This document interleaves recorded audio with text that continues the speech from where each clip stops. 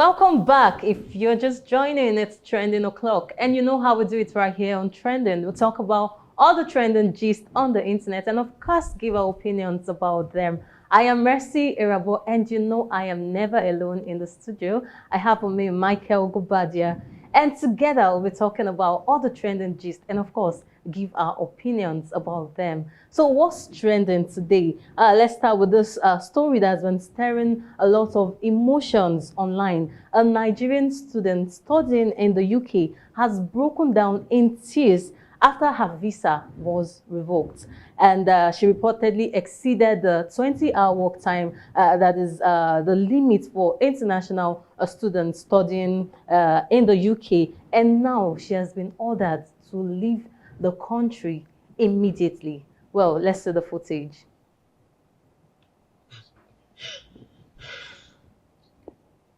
I never knew that one day I would come out like this. Feeling so vulnerable and, in a place of pain to talk to you guys.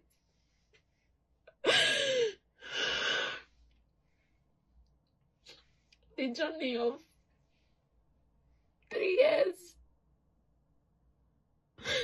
The journey that I wanted to celebrate so much. The journey that everybody around me has wanted to celebrate. It's just I just ended on the way with no opportunity. That's a really sad one. And for context, the UK immigration rule states that international students are only permitted to work up to 20 hours per week during academic section. And this is to ensure that they focus on their studies and also to prevent unfair labor. Well, this is where it gets complicated because the students studying outside country are facing a lot of financial pressure, and I think that they really need to exceed the work time. They need to work extra hours to be able to survive in the UK. But the truth is, what is not right is not right. So that does not really justify the fact that she exceeded the usual work time. Mr. Michael, what's your take on this? My take is I will cry also. I'm not crying on her behalf. I'm crying for Nigeria as a country. Yeah. If you take our minds back to 1970 and early 80s, we used to have international students come to Nigerian universities to study. The UI was a precise location. The University of Benin was one of them. But now seeing Nigerian students go overseas and cry on account of being sent back home is a thing of sorrow for all of us. It shows how far or how little we've paid to our educational sector and how ashamed we have now become to be. A laughing stock in the Community of Nations, knowing that our universities, it's even surprising that you find even Nigerians going to Ghana. Yeah, Ghana. To get education, going to Mali. It's really disheartening. It's a thing of shame. And a one that I will cry differently. I'm crying not for her coming back home, but for us being laughed and tossed around just on account of we going to study overseas. It's really a sad one. Well, this is Nigeria. If only the country was better, I'm sure she would gladly be coming home. Back home. But it just has to be like this. She's crying because she doesn't really want to face all of the hardship and everything that she has to come and face here in the country. Because she'll come no light. She will enter Molue from Ikorodu to ASU strike. That's another thing. When you're supposed to study a 4-year course and you're going into 5 years, 6 years, still studying a particular course. So I feel really, really bad for her. And then if you're watching this and you have plans of relocating, you should know that you shouldn't, it's not Nigeria where you just try to bend the rules and all of that. You shouldn't exceed your work time. So away from the girl in the UK, let's move to US, where a Nigerian man has just been sentenced to court for a romance scam. Well, it's not a new thing, Mr. Michael. We're always seeing cases of this whole romance scam. So according to reports, a US court has sentenced a 37-year-old man, Ade Tomiwa Sheun Akindele, to 71 years, 71 months in prison, and that is almost 6 years in prison. And he allegedly defrauded a Colorado widow of $1.6 million through an online romance scam. So like I said, this is not a new method of scam. And at this point, I don't know, should we blame the scammers for being cruel, or we should actually blame the victims for being over-trusting and maybe gullible? Well, anyway, both sides needs to be blamed. We need to blame because the scammers are giving us a bad name, and everybody will say when it comes to love scam and all of that, Nigeria seems to be rated high. It's quite sad. But on the other side, I wonder why these old women will always want to go for these young African men. It's something that is disheartening. I've seen old women come to Nigeria, women of 80, 60, coming to get married to 20-year-old young men here in Nigeria, and even those that are young enough to be their grandchildren. It's quite painful that these elderly women that should have known better are the ones falling prey to all these scams. And it goes to show you level of immorality and level of moral decadence, especially as it concerns young ones, and also, funny enough, the elderly. So we need to just tell them, please, all of this needs to end. But all the same, it's giving us a bad name, and one that indeed will be affecting a whole lot of us. When you go to abroad, you go to some of these international airports, you hold a green passport, you're being held separately. You hold a different one, you're being held.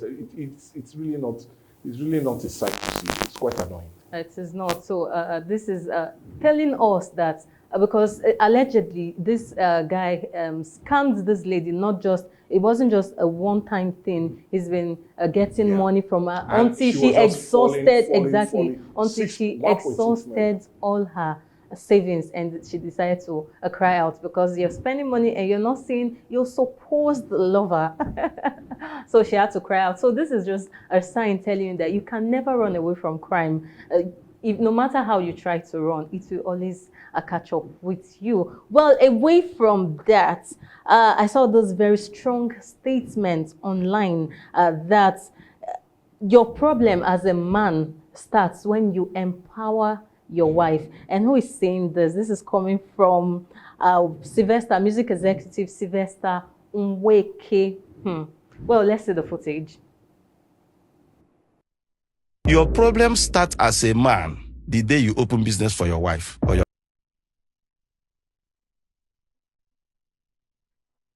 you open business for your wife. Interesting. So like we said, this is a very strong statement, and it's brought divided opinions from netizens. Some actually feel like, okay, maybe he's speaking from a personal or cultural perspective, that if you empower your wife, she might just turn disrespectful or stop being submissive to you as a husband. And some persons are like, no, this man's mindset is outdated, it's archaic, it is backward. Well, let me reserve my comment. Mr. Michael, what's your take? I feel he has every reason to feel that way, but I feel he's also economical with the truth. If you empower a woman and she's really yours, and she understands that both of you are on the same boat. I've seen many women that were even empowered with little things, but they came out great and on top, and are very respectful to their husband. They still do so much for the family. Sir, it depends on where you got her. So please, it's not a general thing. Don't generalize. Women are nice, and if you empower some of them, they do great things. They'll even help you take care of your children. You know, this is where we seem to lose it as men in Nigeria. We feel that once a woman, you empower her financially, you give her some level of freedom, you end up losing her. But that, for me, is more like insecurity on the part of a man. Empowering a woman doesn't make you lesser of a man. It doesn't. That doesn't stop you from doing what you need to do. That doesn't stop you from providing. So please, let's go away with this stereotype that women should not be empowered. But you have a daughter. Would you not empower your daughter to be a great person in the future? That's the question. I like the fact that for the first time ever, Mr. Michael is not taking sides with his gender. Like, I think Guinness World Record really needs to take note of this very day that Mr. Michael did not take sides. Interesting. So talking about you were not really far from the truth, because I feel men like this, they have this issue of insecurity. Because they feel when the lady, fine, you're empowering somebody, but you don't want this person to be better. You don't want this person to thrive better than you. You don't want this person to just, because at the end of the day, you are scared that this person might grow better and bigger, and then you start seeing these signs as disrespect. I don't know why certain men are built that way. Well, that is it. So it came from your gender. Your thoughts are backward, they're outdated, and archaic in nature. Well, away from that, let's talk about a story that has gotten everybody talking and maybe laughing. So a Nigerian pastor recently crossed the stair in his church after distributing bras to ladies that came to church or that came to church service without putting one on. So when I saw this video, I was like, are you sure? Is this a church? Is it? Well, let's not talk too much. Let's see the footage. Today, any girl will enter this church with the see a nipple. Say, God bless you. We have discovered that you can't afford bra. So, on behalf of the church, we give you this picture. But you know they carry and go as you would do. Those idea.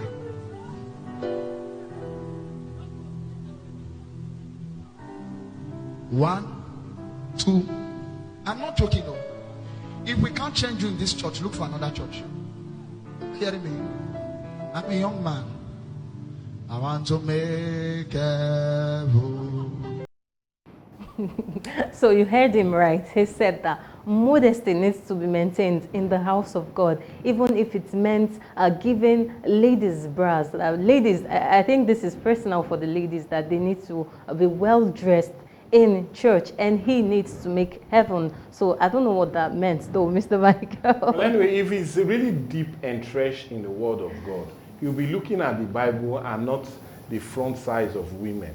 And funny enough, how does he know the size of the bras he's sharing out? Does he look at them from, does he have an insight of how they shape and all of that is? It's really funny that rather than him paying attention to the spiritual needs of the people, he's talking about front. Anyway, is there in the Bible, what will make you fall into sin? Cut it off. So, exactly. well, I'm not telling him to blind himself.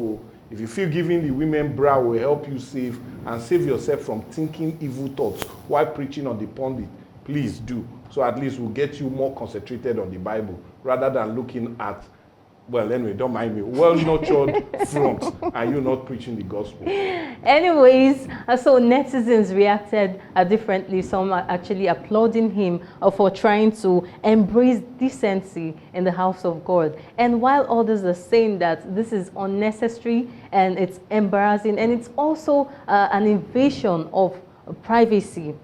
Do I think it's an invasion of privacy? But my issue is... It's not an invasion of privacy. Why do girls, like, okay, I understand the fact that most of them, which I don't see anything that justifies the fact that you're on the streets without bras, but going to the church without bras, that's just something else. Well, it's really annoying. It's a new level of indecency, and it's really, really disheartening that sometimes you see these ladies, and funny enough, they sit at the front, and I really envy all these pastors. Sorry, I pity these pastors because what they see, we do not see. But anyway, all I know, I go to the church, read my Bible, go home, and I do not see whether a woman is putting on bra, pants, or underwear. That's not my business. I go to worship God. But if the pastor is seeing all of that, I wish him well. So it's, like I said, I think it's a nice one, but I don't think it was supposed to come from the pastor. Probably they would just do it secretly, not the pastor just... And he's even telling them to return the bra after mine. Please don't share more. We have sicknesses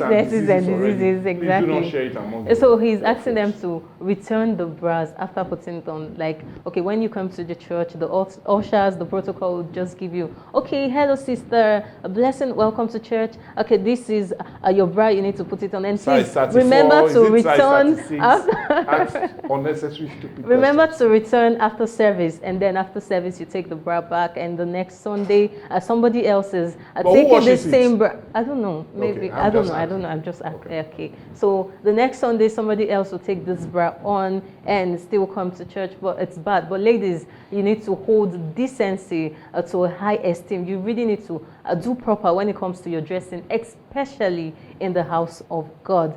Well, this is where we have to wrap it up on Trending on Viewpoint on Atlantic TV.